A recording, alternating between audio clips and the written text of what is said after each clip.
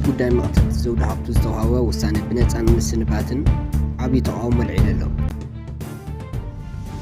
ዓቃቢ ሕጊ መቐለ ይግባይ ብምባል ውሳነ ቤት ፍርዲ ነፂግዎ ኣሎ። ኣብ ልዕሊ እታ ጓል 32 ዓመት መንእሰይ ዘውዲ ሃብቱ ዝተፈጸመ መቕተልቲ ብዝተኣሳሰረ እቶም ናይ ዕድመ ልክዕ ዕሱራት ተፈሪዶም ዝነበረ ክልተ ተኸሰስቲ ብነፃ ክሰናበቱ ምውሳኑ ስዒቡ ኣብ ከተማ መቐለ ዓብዪ መዘራረቢ ዛዕባ ኮይኑ ኣሎ።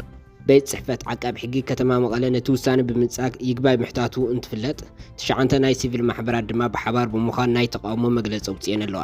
መዋቲት ዘውዲ ሃብቱ ኣብ ናሓሰ 2015 ዓ.ም ኣብ ከተማ መቐለ ምስ ዓርካ ሰምሃል ገብረ እግዚአብሔር ብእግረን እንዳኸዳ ብመኪና ዝመፁ ሰባት ጾታዊ ጥቃት ክፍጽሙላ ምስ ፈተኑ ብምእባያ በመኪና ገጨም ከም ዝቐተልዋ ይዝከር። በዚ መሰረት ተኸሰስቲ ያሬድ ገብረስላሴ በላይና አንገሶም ሃይለ ማርያም ኣብ ልዕሊ ዘውዲ ሃብቱ መቕተልቲ ፈጺሞም እዮም ብምባል ሓምዲ 11 2017 ዓ.ም ማእከላይ ቤት ፍርዲ መቐለ ናይ ዕድመ ልክዕ ዕሱራት ክእሰሩ ተፈሪድዎም ነይሩ እዩ። እዚ ውሳነ እዚ ብላዕለዋይ ቤት ፍርዲ ትግራይ እውን ቢግባይ ጸኒዑን ጸዲቑን ነይሩ።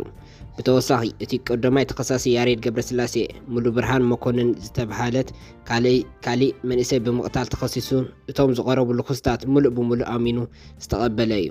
እቲ ጉዳይ ናብ ሰበር ሰማዒ ችሎት ምስ በጽሐ ተኸሰስቲ ንምፍራር ከም ቀንዲ መረዳእታ ኮይኑ ዘገልገለ ናይ ኒሳ ናይ ድሕነት ኢትዮጵያ ዝመፀ ኦሪጂናል ናይ ስልክ መረዳእታ መዝገብ ካብቲ ናይ ይግባይ መዝገብ ምጥፍኡ ምዃኑ ተፈሊጡ። ሰበር ሰማዒ ችሎት ነቲ መዝገብ ናብ ታሕተዋይ ቤት ፍርዲ ብምምላስ እቲ ኦሪጂናል መረዳእታ ብትኽክል ክቐርብን ብቑዕ ናይ ፌደራል ክኢላ መብራህርሂ ክህበሉን ትእዛዝ ሂቡ ነይሩ።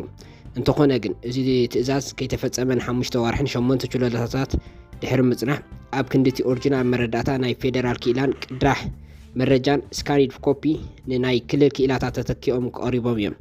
ብሓምለ 29 2018 ዓ.ም ድማ ቤት ፍርዲ ነቲ ናይ ፖሊስ መኮነን ዝቐረቦም መብራህሪ እኩል ኣይኮነን ብምባል ነቶም ክልተ ተጠርጠርቲ ብነፃ ክሰናበቱ ወሲኑ እዩ።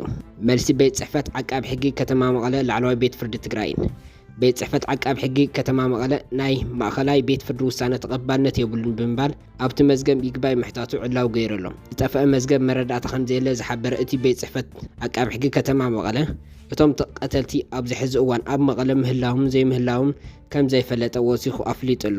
ላዕለዋይ ቤት ፍርዲ ትግራይ ብወገኑ ኣብ ዝሃቦ መልሲ ዝቐረበሉ ሰነዳት መረዳእታ ብምርማር ነፃን ገለልተኛን ውሳነ ምሃቡ ገሊጹ ፍርዲ ቤት እቲ መስርሕ ሕጋዊ ብዝኾነ ኣገባብ ዝተፈጸመ ምዃኑ ብምሕባር ቅሬታ ዘለዎ ኣካል ብሕጋዊ መንገዲ ጉዳይ ናብ ይግባይ ሰሚ ፍርዲ ቤት ክቐርብ ከም ዝኽእልን ኣብ ልዕሊ ቤት ፍርዲ ጸቕጢ ምፍጣር ተቐባልነት ከም ዘይብሉን ኣስሚሩሉ ኣሎ።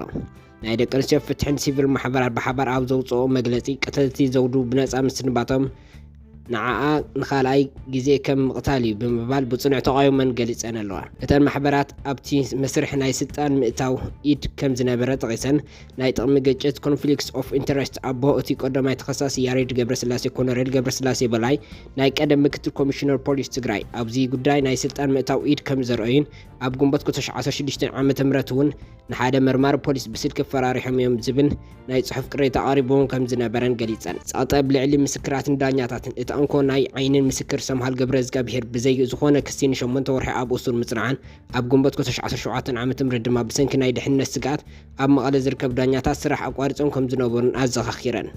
እተን ማሕበራት ዝስዕብ ህፁፅ ሕቶታት ተቐሪበን ኣለዋ። ኣብቲ ዝተዋህበ ናይ ነፃ ምስንባት ውሳነ ብህፁፅ ይግባይ ክበሃል እቲ ዝጠፍአ ናይ ኢንሳ ናይ ኢትዮጵያ ድሕነት ተቋም ዝሃቦ ኦሪጂናል ናይ ስልኪ መረዳእታ ብቑዕ ናይ ፌደራል ክኢላን ሙሉእ ብሙሉእ ክቐርብ ኮሎኔል ገብረስላሴ ብምኽንያት ጸቕጢ ግጭት ካብ ሓላፍነቶም ክለዓልን እቲ ናይ 5 ወርሒ ዘይምቕራብ መረዳእታ ብነፃ ኣካል ክጻረን ክብራህራህን ንብሕታዊ ምስክር ሰምሃል ገብረ እግዚኣብሔር ንሓፍቲ መዋቲት ብርቱካን ሃፍቱ ከምኡ እውን ንኩሎም ዳኛታትን ዓቀጥቲ ሕግን ናይ ጽሑፍን ተግባራዊ ናይ ሓለዋ ዋስትና ክበሃቦም ዩኤን እውን ናይ ሕቡራት መንግስታት ፍሉይ ሪፖርተር ኣብዚ ውሳነ ምልዋጥ ብዝተኣሳሰረ ህዝባዊ መብራህርሂ ክህብ ሓቲተን ኣለዋ።